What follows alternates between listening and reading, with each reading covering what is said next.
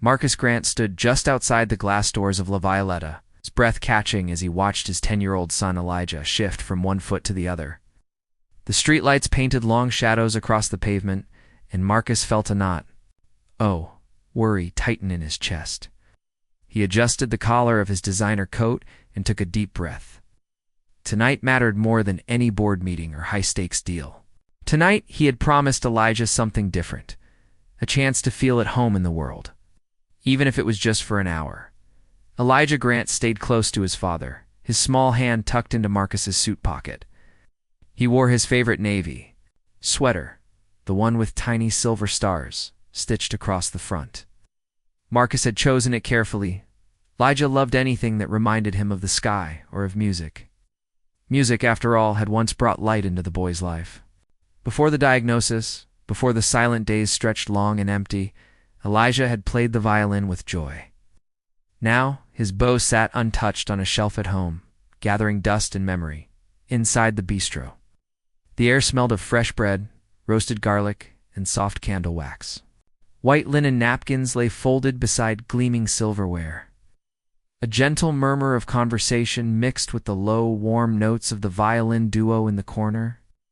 The violinists, a man and a woman in black suits, drew their bows across the strings with easy grace. Their melody was soft, sweet, almost dreamlike. Marcus had arranged for a quiet table near the musicians, hoping the sound might coax Elijah out of his silence. The Mater D greeted them by name. "Welcome back, Mr. Grant. It's been a while since we've seen you and Master Elijah." His voice was smooth, practiced. He led them to a booth bathed in soft light. Crystal glasses gleamed on the table, and a single white rose stood in a slim vase. Marcus took his seat, slipping off his coat. He scanned the room. It was elegant, yet warm. He hoped Elijah would feel that warmth tonight. Elijah hesitated as he slid into the booth. He scanned the table with wide, thoughtful eyes. He noticed the rose first, then the polished bowl of bread at the center. He traced his finger along the edge of the table, his small hand moving slowly. Marcus offered him a reassuring smile. "It's okay, buddy," he whispered. "Take your time." Marcus reached over and brushed a strand of dark hair behind Elijah's ear. The gesture was gentle, meant to remind the boy that he was safe. A server in crisp black and white approached, pen poised over a leather-bound menu. Marcus ordered a simple meal: roasted chicken, steamed vegetables, and Elijah's favorite creamy mashed potatoes. He hoped the familiar dish would calm his son. As the server turned to leave, Marcus's phone buzzed. He glanced at the screen, an urgent text from his law firm. He tapped a quick reply, his tone polite but distant. He hated how often work pulled him away, even on nights meant for Elijah. Elijah watched the violinists more than anything else. His eyes followed each bow stroke, tracking the invisible meeting of wood and string. He fidgeted with his hands, closing and opening his fingers. Marcus felt his heart ache. He remembered the day they first heard Elijah draw a clear, sweet note from his old violin. Yo. The boy had been barely 6, and Marcus had thought he would burst with pride. Those days felt so far away now. The first course arrived. Warm bread rolls, still hot from the oven, butter melting in little pools. Marcus tore a piece for Elijah and offered it. The boy accepted, nibbling slowly. Each bite seemed deliberate, as if Elijah was reconnecting with the simple pleasure of flavor. Marcus watched him, relieved and hopeful. He reached across the table to squeeze Elijah's hand. "Good job," he said softly. Elijah gave a small nod, his gaze drifting back to the musicians. Marcus turned his attention to the violin duo. The music swelled, moving from gentle notes to a rising melody. The tune felt familiar to Marcus, a piece he had once heard at a charity concert. It carried hope, longing, and the promise of discovery. He saw Elijah's chest rise and fall in time with the music. The boy's lips curved into a tiny smile, barely noticeable, but real. Marcus's eyes blurred with emotion. He had arranged this night hoping for a spark like this. Elijah reached into his pocket and pulled out a small, worn violin keychain, a gift from a neighbor who had taught him the basics of music years ago. The keychain jangled softly as he placed it on the table. Marcus leaned forward. "Do you remember this?" he asked. Elijah's fingers curled around the keychain, his thumb brushing the tiny strings that were only painted on. He nodded, his eyes bright with recognition. The keychain was more than metal and paint. It was a reminder of the boy he once was. Marcus closed his eyes for a moment. He pictured Elijah standing on a small stage, bow in hand, playing the first note of his life. He shook off the memory, reminding himself that hope lived here, in this room tonight. He set his phone face down and tucked it into his jacket pocket. This was Elijah's night. He would not let distractions steal it away. The server cleared the bread course and placed the main dishes on the table. Elijah poked at the chicken with a fork but did not eat. Marcus picked up his own fork and said, "Try it, Elijah. It's good." The boy responded by tapping the fork against his mashed potatoes, creating a soft, rhythmic beat. Marcus watched the pattern: tap, pause, tap, pause. He realized Elijah was finding his own rhythm, a step toward opening up. Marcus smiled broadly and began tapping along. Across the room, other diners noticed the faint tapping. Some glanced over. In curiosity, others returned to their meals. The violinists paused between songs, their bows resting on the wood. Jasmine Clark, one of the violinists, looked directly at Elijah. She offered him a nod and a soft smile, an unspoken invitation. Marcus watched, sensing something shift in the air. Jasmine's calm presence reminded him of better days, when Elijah's laughter had filled their home. Elijah leaned forward, his tapping slowing to match the soft notes of the next piece. The violinists resumed their play, and Elijah's tapping evolved into a gentle rhythm that fit the melody. Marcus felt tears well up. He had missed this connection, the point where music and his son met in perfect harmony. He pressed a finger to his lips, silent in his awe. For a moment, the world outside the bistro ceased to exist. There were no boardrooms, no urgent texts, no endless demands on Marcus's time. There was only Elijah and the music. Marcus reached across the table and placed his hand on Elijah's small one. Warmth spread through him. He whispered, "I'm here, son," and Elijah's eyes met his. The boy gave a slight, confident nod as the first part of their evening drew to a close. Marcus sat back, letting the music wash over him. He saw Elijah breathe more easily, his shoulders no longer hunched in worry. In that soft glow of candlelight and melody, Marcus held tight to a single truth. Love could heal, and music could unlock the soul. We knew that this fragile harmony was only the beginning of something beautiful. Jasmine Clark wiped her hands on her apron as she moved between the tables at La Violetta. I'd grown up in the same neighborhood and learned the violin at a young age. Music had always been her safe place. Tonight, when she saw the small boy tapping his mashed potatoes and matching the melody of the violinists, something inside her stirred. She remembered how music had saved her from loneliness when she was a child, and she wanted to give that gift back. After finishing her shift, taking orders and serving plates, she slipped away to the corner where the violin duo had paused their performance. She picked up her own well-worn violin case and carried it with gentle care behind her polite waitress.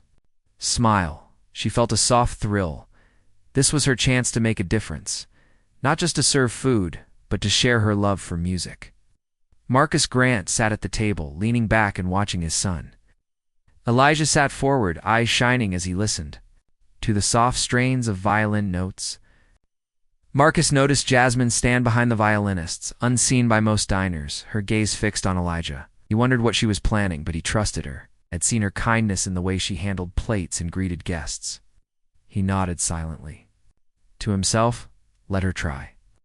Jasmine waited for the duo's break between sets. When the last note faded and the musicians exchanged a bow, she stepped forward and tapped the violinist on the shoulder. "Excuse me," she whispered. The violinist looked at her curiously. "May I borrow your violin for a moment?" The musician raised an eyebrow, but saw the earnest look in Jasmine's eyes. With a small nod, she handed over her instrument and gloved bow. Jasmine held them carefully under her arm and turned toward Marcus and Elijah's table. Marcus watched as Jasmine approached. His heart raced. He was grateful that someone had noticed his son, but he was also protective. Jasmine knelt beside Elijah's chair, her voice soft. "Hi there, I'm Jasmine. Would you like to try my violin?" Elijah's eyes widened. He stared at the polished wood, the carefully shaped scroll, the fine strings that stretched like silver ribbons. He reached out, but then hesitated. Jasmine smiled, calm and gentle. "It's okay," she said. "I'll help you." Elijah's small hand closed around the neck of the violin. Jasmine guided his fingers into place, showing him where to press for that simple D string. She handed him the bow. His grip was stiff, but Jasmine eased his hand around it. She drew her free hand over the strings, creating a soft, welcoming note. Then she looked at Elijah. "Can you try?" She nodded encouragingly. Elijah raised the bow and touched it lightly to the string. A low, scratchy sound emerged. He frowned, unsure. Jasmine nodded. "Good again." She helped him draw the bow slowly. Sound cleared slightly. He looked up at her. She gave it a thumbs up and a gentle smile. Oh. The restaurant seemed to hush around them. Other diners paused, forks halfway to their mouths, watching this small miracle. Marcus felt tears sting his eyes. He rose from his seat and moved quietly behind Jasmine's shoulder so he could watch Elijah's first real note. Jasmine guided the bow with him, whispering simple directions. "Down, slowly, keep it straight." Elijah concentrated, his lips parting in a gentle grin. The bow drew a clear, trembling note, rich and full of promise. A ripple of applause rose from nearby tables. The violin duo watched in surprise and pride. Jasmine let Elijah hold the note a moment longer, then gently lifted the bow away. Elijah's grin grew. He lifted the violin closer to his chin, balancing it like he had done so many times in his dreams. Jasmine let him, only stepping in to steady his posture. Marcus reached out and touched his son's shoulder. "You did it, buddy," he whispered. Elijah looked at his father, eyes shining. He leaned forward and played another note, stronger this time. Jasmine whispered applause, her eyes bright. The restaurant erupted into soft cheers. The server stopped at the doorway, carrying a tray of wine glasses. She set them down with a grateful smile and joined in the applause. Marcus stood fully now, clapping and wiping his eyes with the back of his hand. He felt his heart open. Once business deals and boardrooms felt distant, all that mattered was this moment, this connection. Jasmine carefully took the violin back, patting Elijah on the shoulder. "You're a natural," she said softly.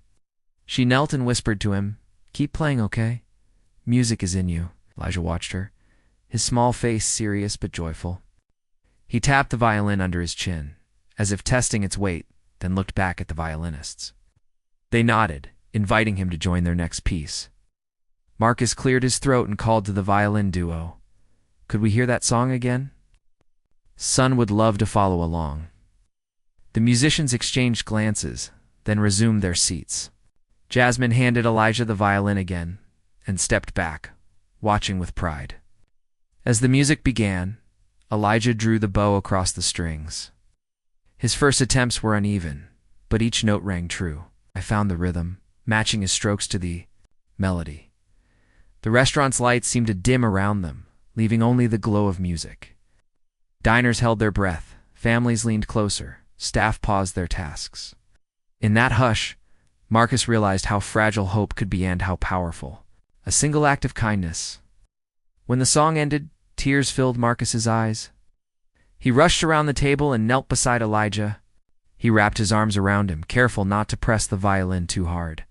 "That was amazing," he whispered into Elijah's hair. Elijah lay his head against his father's chest, the violin resting between them. Marcus patted his son gently, his heart full. Jasmine stepped forward again. "I'm so proud of you," she said to Elijah.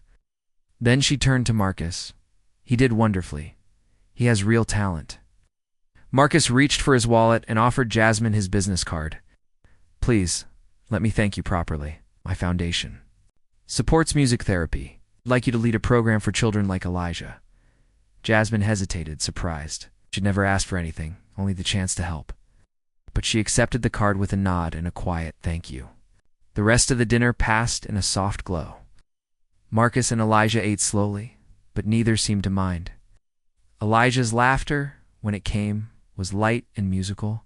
He asked Jasmine questions about her violin, her music lessons, and what it felt like to play on stage. Jasmine answered kindly, encouraging his curiosity.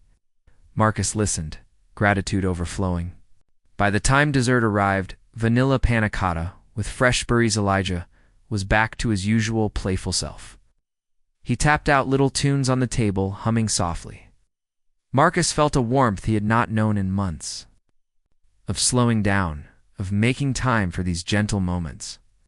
As they prepared to leave, Marcus stood and offered Jasmine his arm. "Let me walk you to the door," he said. Jasmine accepted, still holding the violin case close.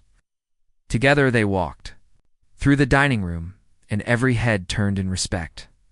Marcus nodded to the chefs, the servers, and the violinists. "Thank you, all of you," he said. "This night changed us." Outside, the night air was cool. Jasmine slung her violin case over her shoulder, and Elijah slipped his hand into his father's again. Marcus opened the car door for them and turned to Jasmine. "I'll be in touch soon about the program," he said, voice steady. Jasmine smiled, her eyes shining. "I'd like that," she replied. Elijah leaned back in the seat, violin keychain swinging gently from his pocket. He looked at his father and mouthed, "Thank you." Marcus smiled and whispered, "Anytime." "Son." As the car pulled away, Jasmine watched them go, a soft hope blooming in her chest. She glanced at her own worn violin case and realized that tonight she had given more than music. She had given a family a piece of their heart back. In that gift, she found her own joy renewed. The soft glow of candles and low hum of conversation filled La Violetta as Jasmine Clark gently lifted the violin back into Elijah's small hands. The polished wood rested against his chin as naturally as if it had always belonged there. Marcus. Grant watched, his breath caught between hope and wonder. He leaned forward, resting his elbows on the table, his eyes never leaving his son. The restaurant around them seemed to fade. Only Jasmine's calm voice and Elijah's shy determination remained. Jasmine whispered the first note. Let's "Start with an open string," she said. She placed her finger lightly on Elijah's hand, guiding the bow across the D string. A clear, trembling tone emerged. Elijah blinked, surprised at the sound he had made. He looked up at Jasmine, his eyes wide with excitement. She smiled, nodding. Again, she encouraged softly. This time the note was steadier, the sound richer. Elijah's small chest rose with each breath, his focus drawing him closer to the music than he had been in months. Marcus felt a thrill of pride, then a pang of regret for the nights he had missed with his son. He imagined hours spent in boardrooms, conversing with lawyers and investors while Elijah stayed at home, his violin untouched. He reached out and touched Elijah's shoulder, careful not to disturb the boy's grip. "You're doing great," he whispered. Elijah nodded but did not look away from Jasmine. He was discovering something new. A part of himself, he thought, was lost. The violin duo, seated nearby, paused their set. Their bows hovered above the strings as they watched the private lesson unfolding. Jasmine led Elijah through a simple scale, G, A, B, C, each note a step on a staircase toward confidence. On each upward tone, Elijah straightened his back a little more. On each downward note, his fingers relaxed. The melody threaded through the hush of the restaurant, drawing diners' attention. A mother holding a sleeping infant rose to peek. Around a pillar, a businessman paused mid-bite. Even the head chef peered through the kitchen door, curiosity shining in his eyes. Jasmine did not rush. She let the moment stretch, letting every note settle in the quiet air. The scale ended, and Marcus realized the entire dining room held its breath. He felt a surge of gratitude for Jasmine's patience and kindness. Jasmine said, her voice barely above a whisper, "Let's try a little melody together." She picked up her own violin, the one she had brought from home, and tuned it with soft precision. She raised her bow and began a simple tune, 2 bars of Ode to Joy. The clear, familiar melody rang out. Elijah watched each movement of her hand, following the rhythm in his heart. When the first 2 notes faded, Jasmine smiled and motioned. With her eyes, Elijah drew his bow across the strings. His note joined hers, a little shy but full of feeling. Together they played, Jasmine leading and Elijah echoing. The harmony wove through the room, a gentle duet that spoke of trust and connection. Diners lowered their glasses to listen. Some sat on the edges of their chairs, moved by the scene. Marcus felt tears sting his eyes. He had never heard his son play so well or so joyfully. In that moment, he understood that music was more than sound. It was a bridge between Jasmine's heart and Elijah's, and between Elijah's quiet world and the rest of us. When the melody ended, a warm ripple of applause spread. Jasmine and Elijah bowed together, their faces glowing. Jasmine scooped up Elijah in a quick hug, careful not to knock the violin. Marcus stood and joined the applause, his hands steady as he clapped. Elijah looked at his father, then back at Jasmine, pride shining in his eyes. Marcus reached out and gently lifted the violin from Elijah's hands. "Let's keep that safe for next time," he said softly. Jasmine replaced her own violin in its case. She looked at Marcus with gratitude and a touch of hope. He opened his wallet, but she waved away his attempt to offer payment. "This was my gift," she said, her voice warm. "Your son has a gift too. He only needed a guide." Marcus felt something inside him shift. He offered Jasmine his card again.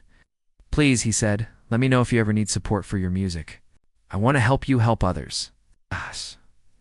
Jasmine accepted the card, her eyes bright. "Thank you," she said simply. She glanced at Elijah, who was already leaning back in his chair, humming the tune he had just played. Marcus realized Elijah had found his voice again, not in words, but in music. And it was stronger than ever. The rest of the meal passed in a soft, enchanted blur. Marcus and Jasmine traded small talk between dinner courses. She told him about her music lessons as a child, and how her teacher had inspired her to give back. She spoke quietly about her dreams of leading a youth orchestra one day. Marcus listened, inspired by her passion. He told her about his foundation, how he had poured money into many causes but never knew how to reach children like Elijah until tonight.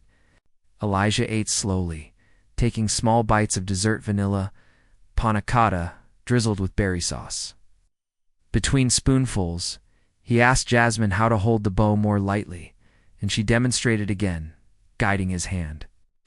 He giggled when the sauce dripped onto his plate, and she offered him a napkin with a playful bow. His laughter was clear and free, a sound Marcus had yearned to hear again. By the time they rose to leave, the restaurant staff gathered to congratulate Jasmine and Elijah. The head chef stepped forward, offering Jasmine a fresh-baked bread loaf as a gift of thanks. The maître d' bowed deeply, praising Jasmine's generosity. Diners came by their table, offering smiles and kind words. Jasmine blushed with modest pride, her heart full. Outside, the night air was cool and calm.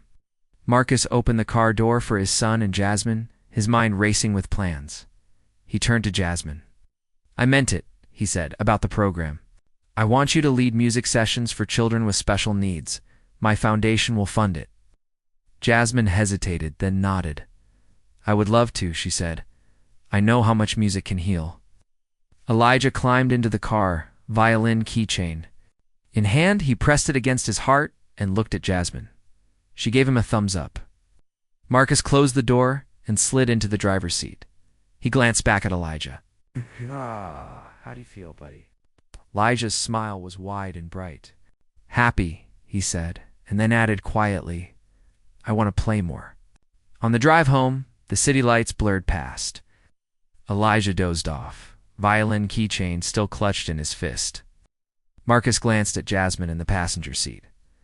"Thank you," he said simply. Jasmine looked out the window, a peaceful smile on her face. "Thank you for letting me share," she replied. Marcus thought about the night's events, how a simple act of kindness had unlocked his son's world. He felt gratitude for Jasmine's gift, and a determination to build something lasting. Music would become part of Elijah's journey again. Through Jasmine's guidance, many other children would find their own voices. In the quiet hours before dawn, Marcus made a promise to himself, to Elijah, and to Jasmine that this night was only the beginning. A new chapter had begun for their family. One written not in boardroom deals but in the language of music, hope, and human connection. The applause grew louder as the last note faded, echoing softly off the walls of La Violetta. For a moment, the violinists and staff stood frozen in surprise. Then, like ripples spreading across still water, their wonder turned into applause and cheers. Guests rose from their seats, many stepping away from their tables to join in celebration. Plates were set aside, forgotten for the moment, and all eyes turned to Elijah Grant, the small boy whose shy smile now shone bright in the glow of candlelight. Jasmine Clark stood by his side, pride shining in her eyes, as if she too were seeing him for the first time. Marcus Grant rose to his feet, his chest full of emotion. He clapped his hands with intention, his gaze locked on Jasmine and Elijah. In that instant, business deals and boardroom pressures slipped away. He saw only his son, and the woman who had opened Elijah's heart to music again spoke, his voice steady but warm. "Thank you." The words carried in the hush that followed. The applause. Guests nodded and offered approving smiles. Some quietly wiped tears from their eyes. No one spoke over him, for his thanks felt like part of the music itself. A waiter knelt beside Jasmine, offering a fresh glass of water for Elijah to sip. Jasmine smiled and guided Elijah's hand to the glass. He took a small sip and then tucked the violin keychain closer to his chest. Marcus moved around the table, gathering the scattered bread and utensils. He arranged them neatly, as if to restore order after the burst of emotion. Then he turned back to Jasmine. "I want everyone here to know how grateful we are," he said. He lifted his napkin and tapped it gently on his glass, calling for attention. The murmur of conversation faded to silence. Marcus cleared his throat and spoke again. "Ladies and gentlemen, tonight you have witnessed something remarkable. My son found his voice through music. And this kind person," he said, turning to Jasmine, "helped him do that. Will you join me in thanking her?" A swell of applause rose that filled the room with warmth.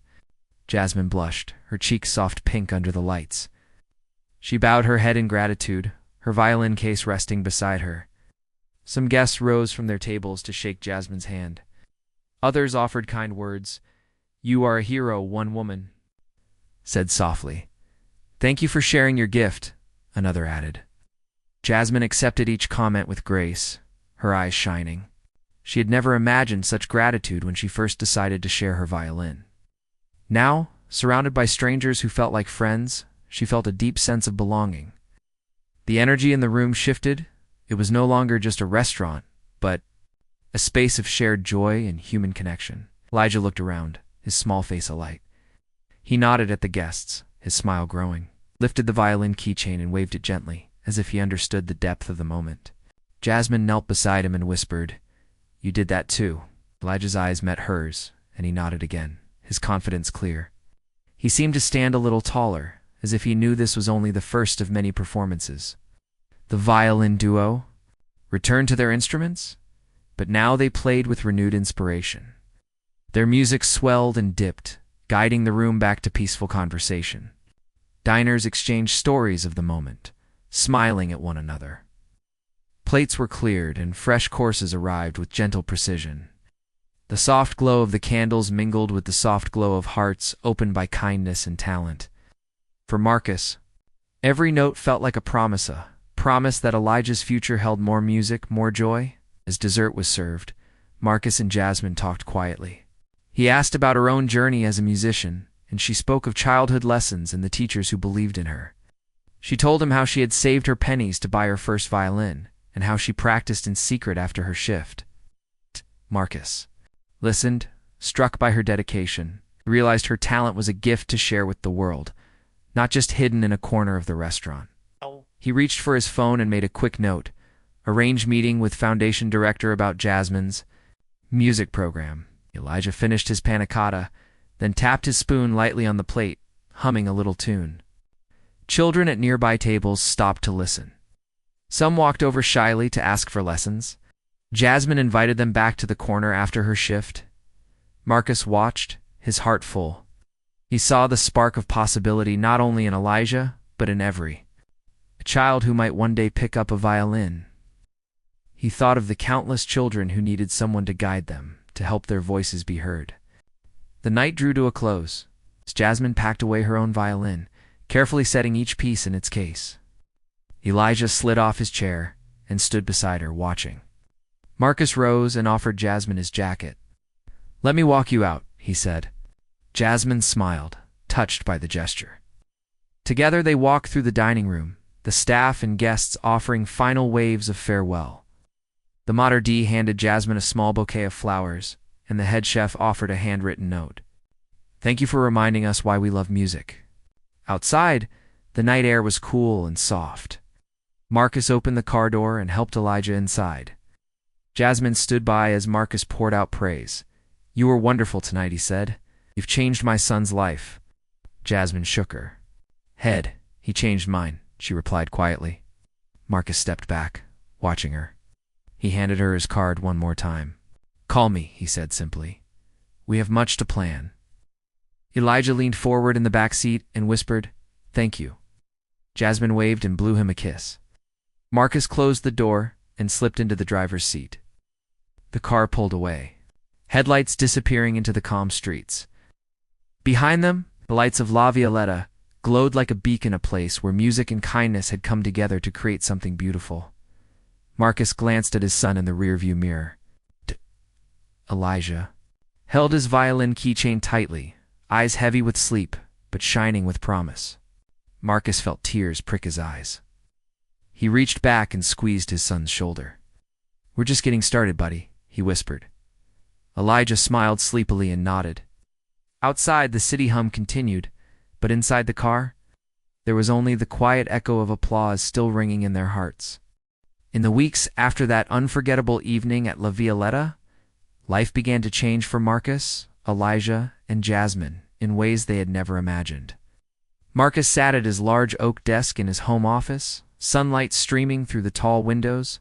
He tapped his pen thoughtfully against a notebook filled with ideas. Across from him sat his foundation's director, a kind woman named Harriet, who listened with growing excitement. Marcus leaned forward and unfolded Jasmine's business card. "I want to start a music program for children with special needs," he said. "Jasmine Clark will lead it. We'll call it the Harmony Project." Harriet's eyes lit up. "That's wonderful," she said. "We can partner with schools and therapy centers. We'll find a way to include any child who wants to play." Meanwhile, Jasmine sat in a small practice room at her apartment. Sunlight danced on the cello poster pinned to the wall, and her own violin rested against a music stand. She ran her fingers over the strings, remembering how fearful she felt the first time she stepped up to Elijah's table. Now she smiled, knowing that fear had given way to purpose. She packed her violin into its case and tucked in sheet music, marked with gentle instructions for beginners. She thought of the children she would meet, some shy, some bold, all with their own stories waiting to be told through music. Jasmine felt a warm hope spread through her. Music had always been her comfort. Now it would be her gift to others. Elijah woke early each day, humming little melodies as he dressed for school. He carried his violin keychain clipped to his backpack, a quiet badge of honor. At bus stop, other children noticed it and asked what it was. Elijah told them proudly about the night at La Violetta. "A nice lady helped me play," he said. "She's starting a program so more kids can learn." His friends looked impressed and excited. Some asked if they could join too. Elijah's smile grew. For the first time, he felt part of something bigger than himself. Music was no longer just a private memory. It was a bridge to new friendships. At the first rehearsal of the Harmony Project, a bright Saturday morning, Jasmine arrived early to set up the room at the community center. Chairs in a semicircle, music stands ready, and small violin cases lined the walls. One by one, families trickled in, children clutching their own instruments or hopeful wish lists for rentals. Jasmine greeted each child with a warm smile and a gentle handshake. She knelt to speak softly to each one, asking about their favorite songs or colors. Some children were quiet, fidgeting with straps. Others talked eagerly about the music they loved. Jasmine guided them to their seats and began with simple breathing exercises, a way to calm nerves and tune focus. The room grew still as the children learned to breathe with the rhythm of an imaginary song. Marcus arrived just as Jasmine started the first lesson. He leaned against the doorframe, watching the scene unfold. He saw Jasmine demonstrate how to hold a bow, and a shy boy named Oliver gently mimic her movements.